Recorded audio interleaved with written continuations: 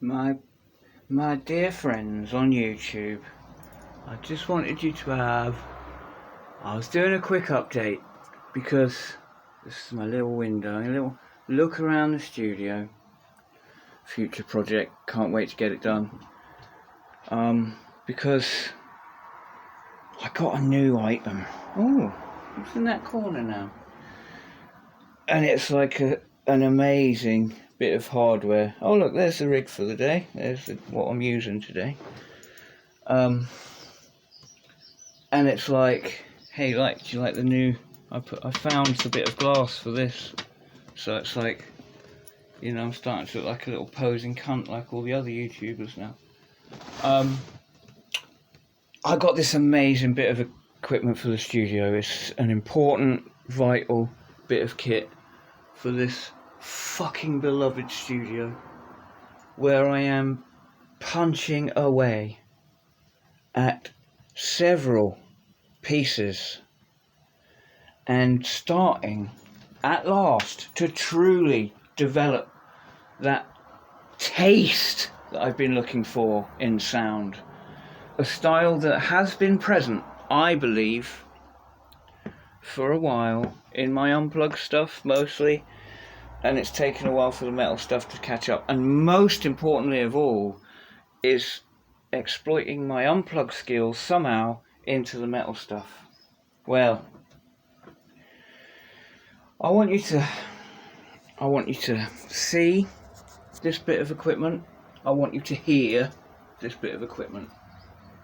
It's really important to me,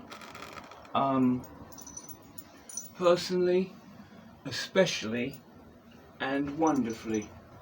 Right, so I want you to listen to it. I want you to listen. Let me get you in a good position to listen. I want you to hear the tone of it, alright? Now, it might take a minute or two to come online, because it's like old school, like a valve, it takes a little while to warm up. Right. Shh. Shh. Can you hear the birds?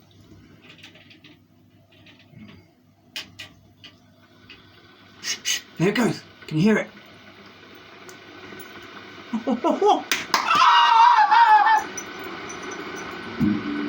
Oh man, that tone.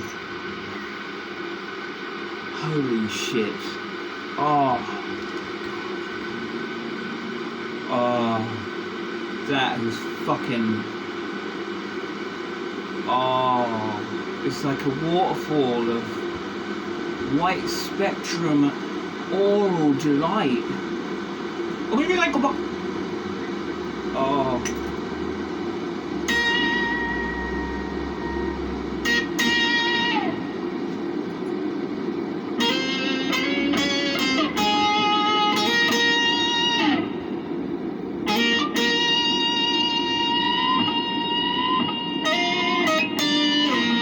Oh, let's just listen to the purity of its ambience.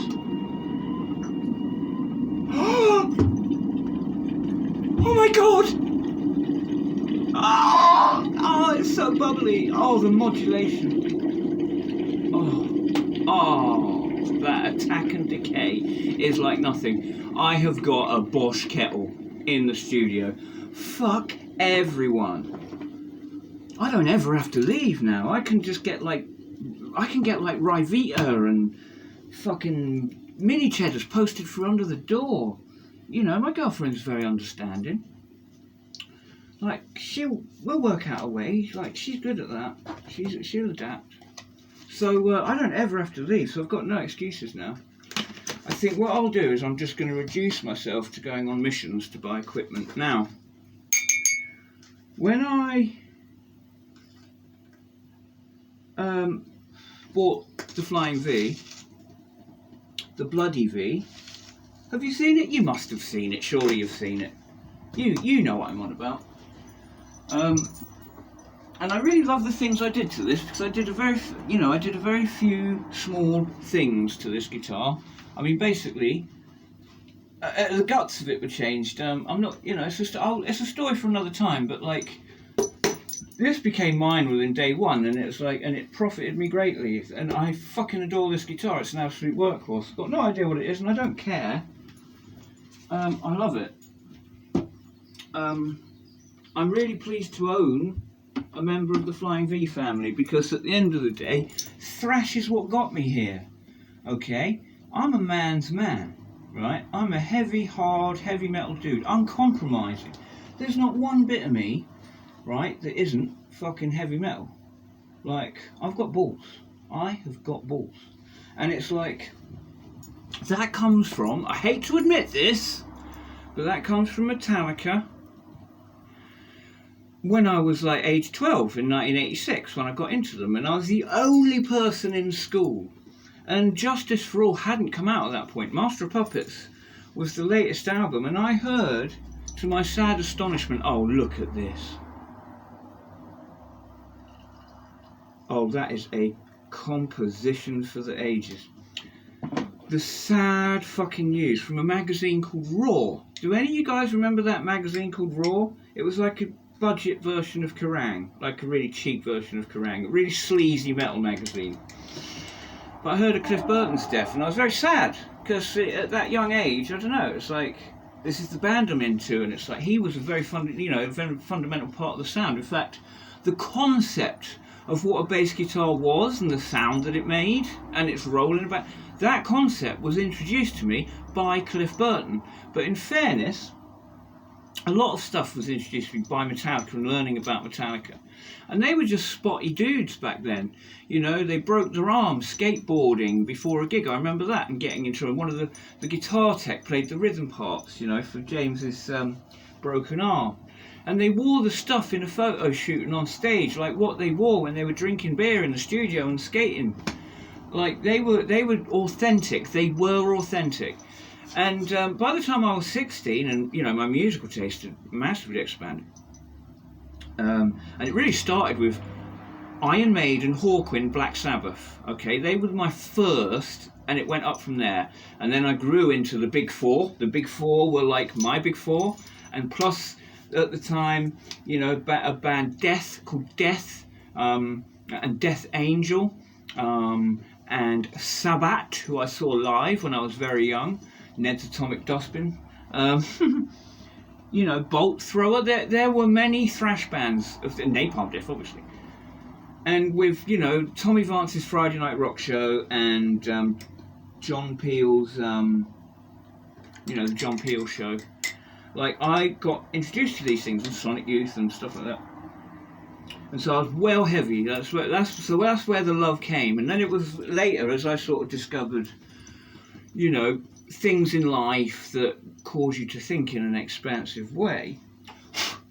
You know, I got into the Marillions and the Pink Floyds, but Hawkwind were there from the get-go, and that was down to the sci-fi author I was a huge fan of and owned many books of, called Michael Moorcock, who co-wrote with Hawkwind and was talked about his time on the road with the band in the introduction of one of his books. And so I was like, oh, I've got to check them out.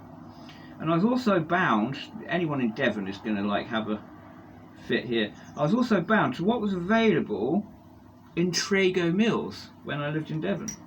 And Trago Mills had all the Iron Maiden albums, and that was the very first one, and it was because of the album cover art. Anyway, so yeah, there I was, 12 years old, into Metallica, and like, that's what's got me into all this. And it's like, you know, as I had my midlife crisis, I mean, I went into other things, you know, my acoustic stuff has been like my bread and butter since like year 2000. Before that was exploratory. 97 to 2000 was exploratory, on the road with real bands as a support act, which, you know, increased in frequency. But I've been doing it since 1990. And it was, you know, acoustic from the get-go and heavy from the get-go.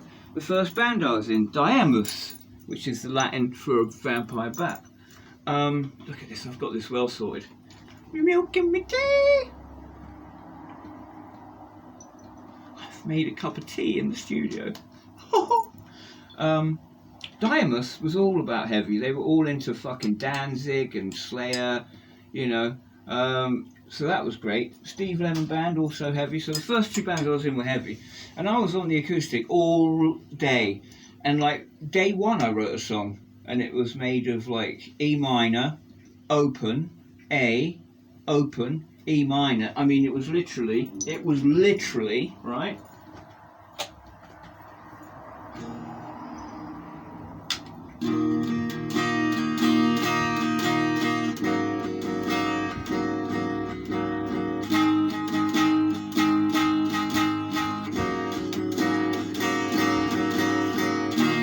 Grandfather leaned on the gate, dreaming of times he could procreate.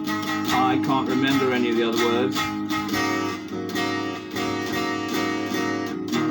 Grandfather leaned on the gate, dreaming of times he could procreate. I mean, that was it, right? And that was day fucking one. And me and Pete Tyler, we were up there with our guitars on the top of the cliffs, getting stoned as little cunts.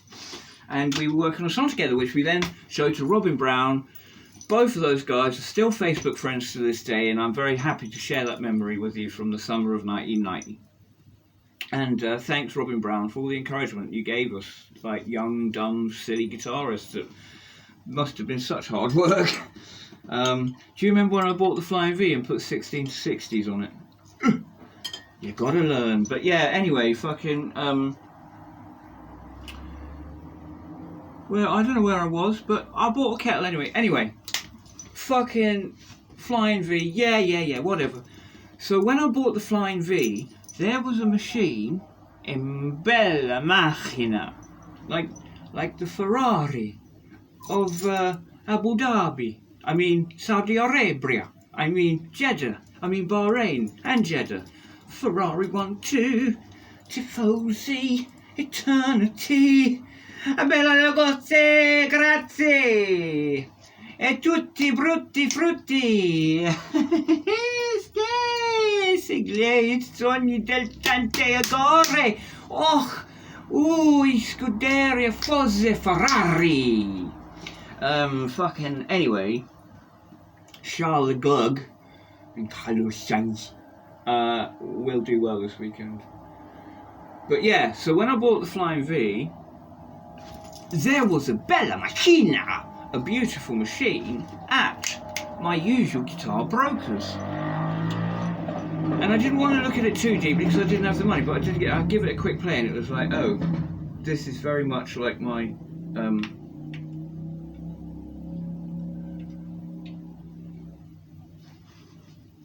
oh.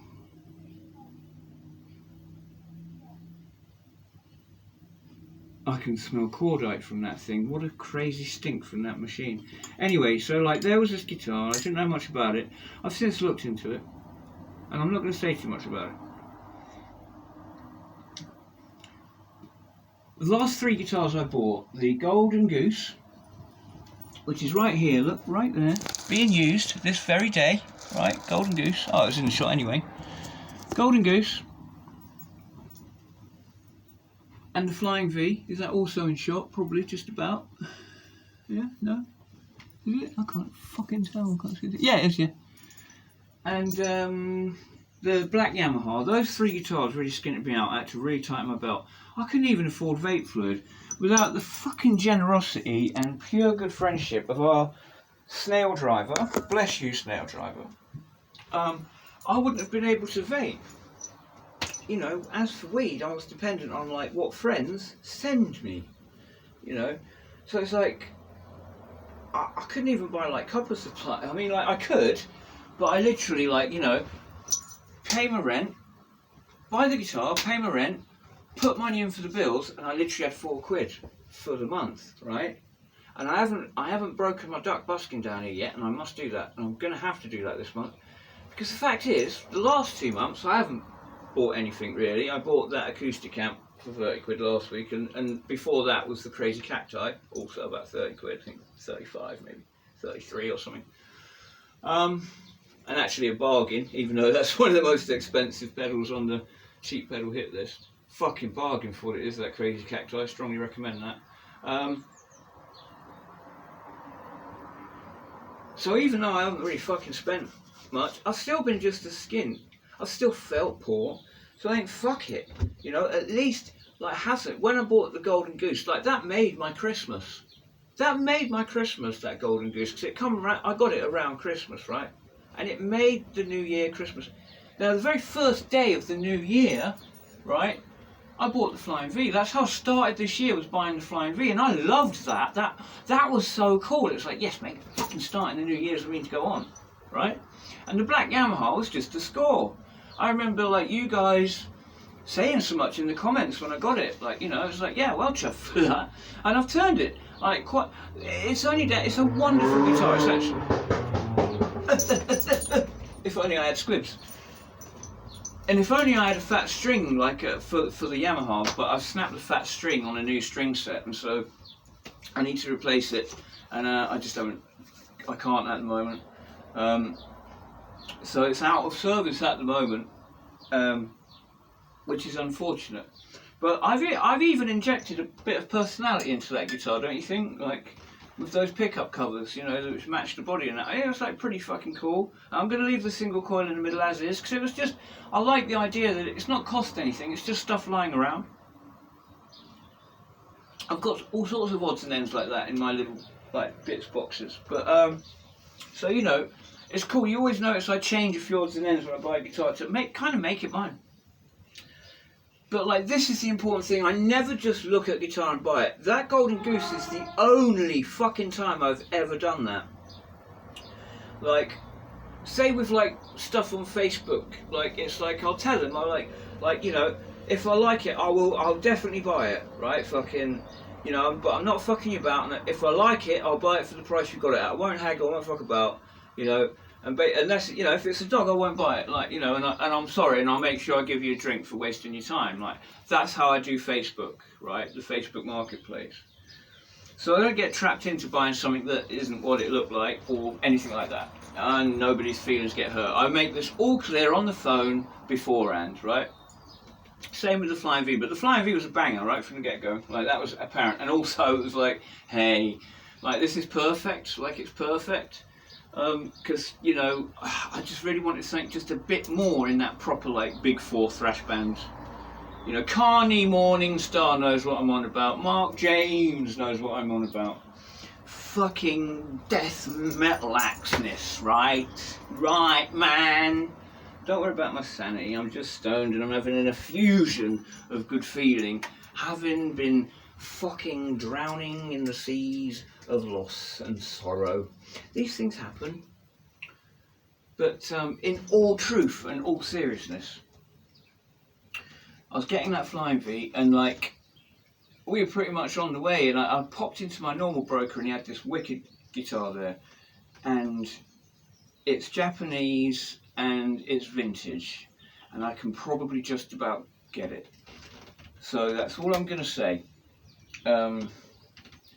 And it's, yeah, so it's about the same age I am.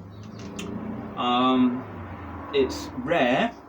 It's not massively like, right, it's not like I'm getting some, it's not going to be like the classical, the flamenco guitar, right, where I'm getting an absolute steal.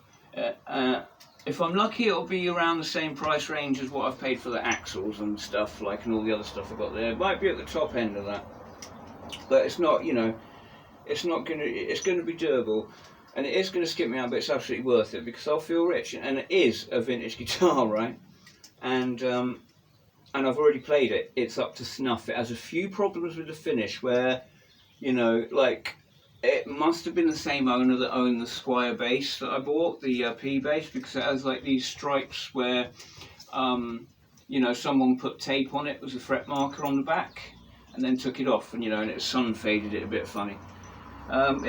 Who cares, like, you know, that's just something to knock the price down a bit, like, doesn't technically hurt it, but it's in good condition, and it's all original, and it's HSS. So, I can't wait to show it to you. Mr. White already knows what it is. If he wants to tell you what it is in the comments, he may. I'm not going to stop. But yeah, like, I'm trying not to get excited about it. What's on my hit list, okay, and it actually says it is Red Encore / Squire / other Strat SSS. So like a Hank Marvin thing, right? And it just so happens they have one down there as well, like in the window, right? So if one fails, there's always the other one. We'll see, right? We'll see. And I'm not desperate, like, to own a guitar, so it's like, you know, actually top of my list is maybe one of the, as an acoustic simulator pedal. The rig as I got it at the moment, as you can see, is I'm running the I'm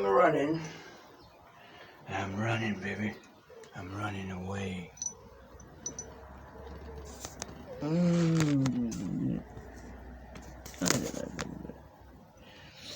Yeah. Take it. I really am a brat. Well, anyway, so I'm running the Behringer Tube Screamer, the governor. Right, input into the Behringer Tube Screamer, the governor, old Behringer Ultra Octaver, and the Vox Stomp Lab 2G. Right, that's my rig today, and it's very interesting because the other multi-effects rig with the Line 6, or running the effects units off of the Vox Valvetronics VT20, don't like buffered signals. They prefer true bypass pedals. The Line 6 will take anything in the loop, but it particularly likes just true bypass pedals. It's like every little bit you can hear. The Vox Stomp Lab doesn't like pedals unless they're buffered, and they're very distinct. It's strange. You know, and it's one of those wonderful things where certain things work with certain things. I'll give you an example. It's this Tube Screamer, right, really does not get on with the Les Paul. The Silverburst that I'm using at the minute just doesn't get on with it. Works wicked with all the other guitars that I've tried it with so far, especially Strat, especially single coil guitars, brighter guitars with a lower signal, you know, like the Strats and the Tellys, right? Especially the Black Telly, like, works really nice, sounds great, but with the Les Paul it just doesn't work. It doesn't work. It's like it brings out all the shittiest elements of the sound. This happens a lot, right? Bless you. You're welcome to join me in the little smoke ritual.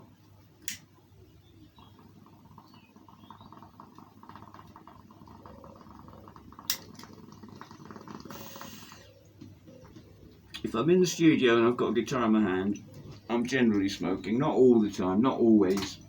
And if I haven't got a guitar, then I'm not smoking. Unless I'm watching a movie or something very specific like that. But yeah. It's interesting how things work with things. So yeah, I wanted to show you the new equipment. Isn't it awesome? I can't believe I am making a cup of tea in situ here. And that's basically it. I don't know what else to say apart from, like, I'm practicing my ass off. You know.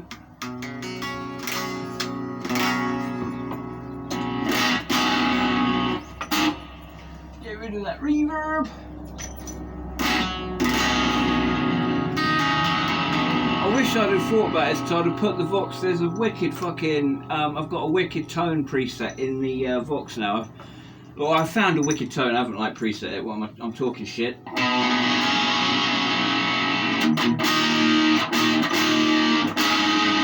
sounds banging though, right?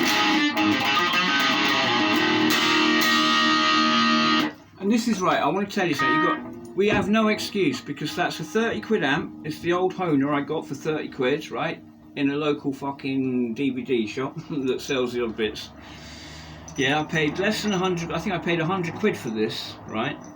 At my broker's, which is furniture shop. You could have gone in and bought it for 100 quid. It's nothing, you know, like fucking whatnot. If any of you wanted to play detective, you could gazump me on the fucking Japanese. Right, the effects unit is one of the cheapest, like, capable multi-effects unit on the market, being the Vox Stomp Lab, right? You know, you can get them for under 100 quid. I think I paid 79 for mine, and they've gone up a tenner or 20 quid now. Then, but this time last year when I got it, I think earlier than that, but around this time last year, about 14 months ago, I'd say, I think it was January I got it. and of last year, and it was $79.99, and it was the fucking best money I've fucking ever spent. That is still, as you can see, it's still using now for a multitude of things. As it's got different voicings, as a foundation, it's like you can say it's foundation, like operating system, whatever. And it's the idea is like for putting it into different types of amps or putting it into the desk or headphones, whatever. Working out where to set it up with an amp and whatnot. You can use it just as like a single pedal. So you could say, right, buy that for, let's say it's £100, right? Buy that for £100, just as a delay pedal, which you can use as a chorus or a whatever, right? And it actually works. It doesn't kill the fucking signal. You have to understand how to use it, and you can always come to me with tips like that. But to run it in a pedal chain, just as like a one pedal, takes a bit of setting up. Fucking funnily enough, getting it to do something simple. It's actually much easier to use it as a fucking complete all-in-one modelling station and all that. With your cab sim and cab simulation and amp modelling and that. Fucking excellent for that. And frankly, I call it the quick and dirty, but it's fucking really dynamic. I mean, I record with just that, out the headphone socket. So you get like a stereo, like into a stereo in, 2 channels on the recording device.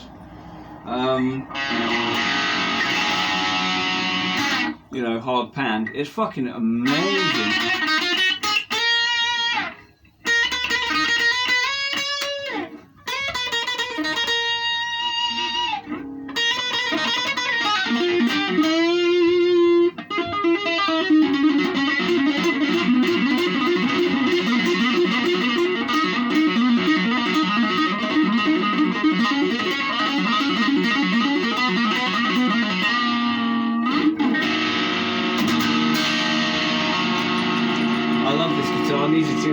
But yeah, you get my drift anyway, so we'll see if there's going to be something new to the edition, but I am really fucking pleased to tell you about the kettle. So the view out my window, you can see why I live quite peacefully. It's just all fucking, you know what I mean. I love it. It's I have my fucking guitar. I love this acoustic wall. Just looking at it makes me feel peaceful and inspired.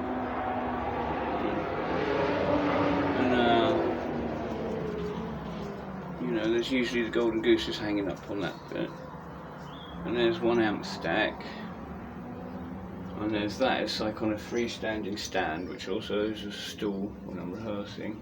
And there's another amp stack with the bass amp at the bottom, and you've got the keyboard and all the recording gear, and then all the effects are under that in that thing. And I'm limited on floor space.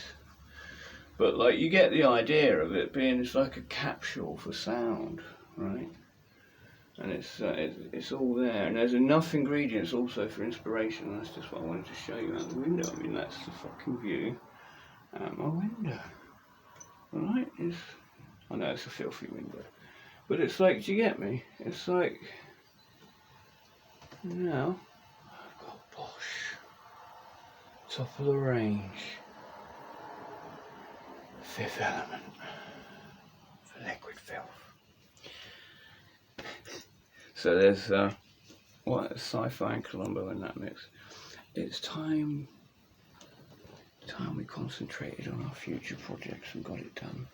And I'm so sorry I'm being slow.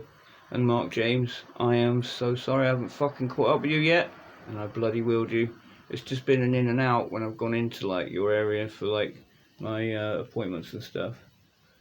But we've got to get together, and more than anything, just to sort of hang out and talk shit about guitars. But I'll always bring my tools with me.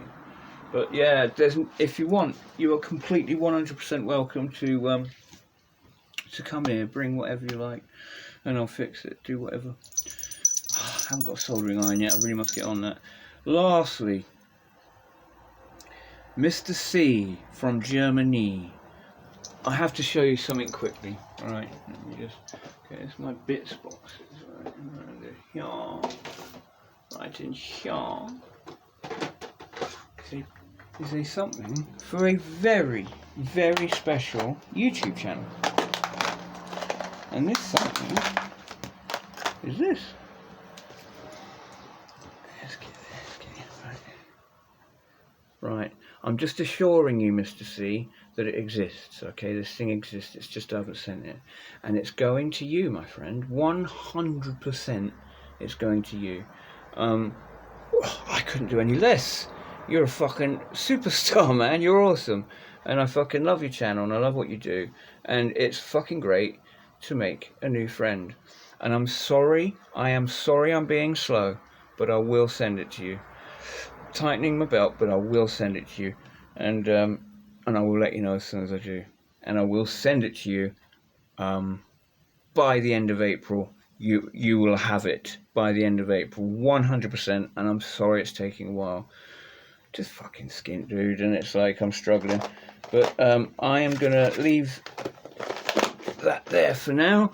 And then at the end of this month, I shall get it out. And I shall go and price it up at the post office, see what it's going to be, and then sort it out. But I'm sorry that it's going to take a while, but I'm not going to allow you to send me any money or anything to send it to you. I'm sending that to you, and I'm just sorry it's taken a little while.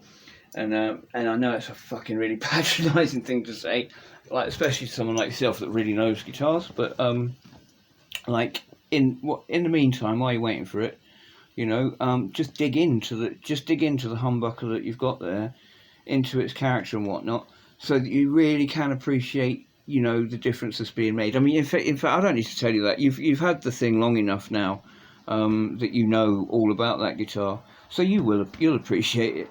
Like you don't, but you know, but I'm trying to make a positive spin, and I'm sorry it's taken so long. Bless you for being patient, and I will send it to you within the next 4 weeks, like 100%, and I'll let you know on Facebook. Anyway, what else? Mark Clements.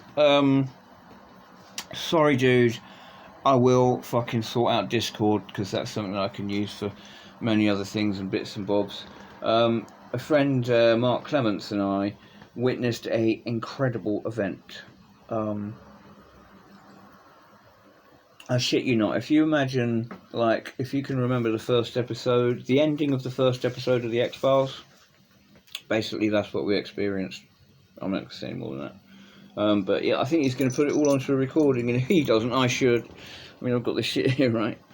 Anyway, I'm going to get back to my session, because I've just brushed over a couple of tunes from last year that I've already got recorded here, actually, and realised that, yeah, I'm probably fresh to put a few new sections together here and there, which I just meddled with, and I'm just thinking, well, I might have to. It's not like I've done a final recording yet. I can mess around with the arrangement, because they're all new tunes, really. They're all like within 12 months, but it's like, yeah, I'm starting to feel like with this half dozen that I'm really confident in, a dozen all in, and a half dozen that I'm really confident in. So, and I don't really want to do any fillers, so it's tough to know what to do with the 6 that I don't think are all the way good. Like, they're just workable, and I don't want to work like that. But like, there's half a dozen that are fantastic. Well, I'm confident in. I'm not saying offensive. That's subjective. I'm very confident in, and they have a style. I mean, I think I could be accused of being all a bit samey, but I know that, and I can break it up. But I don't want to. I'm doing a thing, and it has a theme. It has a musical theme. So the whole LP, you know, has a feel and a character all of its own. It's not just songs lumped together. The Unplugged one is more like that. The Unplugged one is made of songs of varying ages over 2 decades. Put into an arrangement where I have thought about how the listener feels as you travel through the LP, but not to the same extent of the full band one. The full band one is like totally, it's not concept album or anything, but it's like there is a theme that underlies all the tracks, and that is a musical theme as well. So there's certain chord shapes, there's callbacks, and also, you know what I mean? It's like there's a trait running through it, and that goes with sound and arrangement and everything. But you've been hearing snippets as I kind of write it. You know, lastly, I know it's very spare with just a crappy drum machine sound that, you know, I practice with like a metronome, and then, you know, get very basic rhythm dynamics from that. And then it's a single line guitar riff over that, usually with a practice amp, because I'm in this little room. So I know I'm aware that it doesn't sound all that, but I'm asking you to sort of forgive that and just listen to the material that's beneath, and imagine it if it was like produced properly, and then that's the other side of it, is like a tape, come around like July, August, like I'll get more into producer mode, and I'll start looking at my music as like a product that I have to package. Like, not in a cynical way, but like I'll look at it as a product I have to package. And I'm already thinking a little bit in those terms, but I haven't switched that on fully yet. And it's like I'm still in like guitarist, riff maker mode. Not fully all the way back into sort of like poet, songwriter mode, where like I really go away with the fairies, but I'm like halfway there. But I'm still stuck in the technicals of like, twiddling control panels and things. So it's like, I'm definitely in like guitarist riff maker mode, and it's a good one because I'm enriching, my tonal character with it all. I mean, I'm really loving it, and I'm in a hot spot of like musical writing. I mean, I'm at it a lot, and if I'm not at it, I'm passed out. And that, and the stuff that's gone on in my personal life, the loss of a friend and whatnot, and some bits and bobs. I've just really kept myself to myself, and it's not out of any dislike towards anyone. It's just the way it is at the minute. But I'm going to start spreading myself out a bit more. I didn't do that gig, because I told you all this, but I'll do it. It's only an open mic night. I'll do it next time.